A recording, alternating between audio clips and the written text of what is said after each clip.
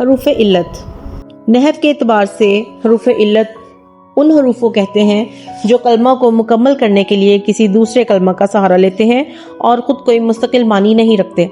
حروف علت کی سب سے اہم خوبی یہ ہے کہ ان کا اپنا کوئی الگ سے مکمل معنی نہیں ہوتا۔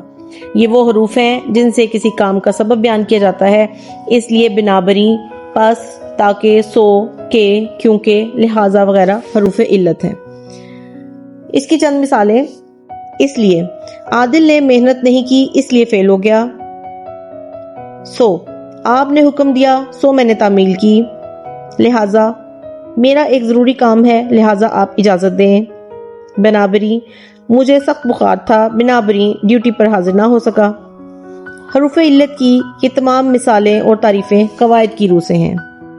لسانیات کی روح سے اگر حروف علت کی بات کی جائے تو اس سے مراد ہے الف، واو اور یہ۔ انہیں انگریزی میں واولز کہا جاتا ہے اور اردو میں مصوتے کہا جاتا ہے۔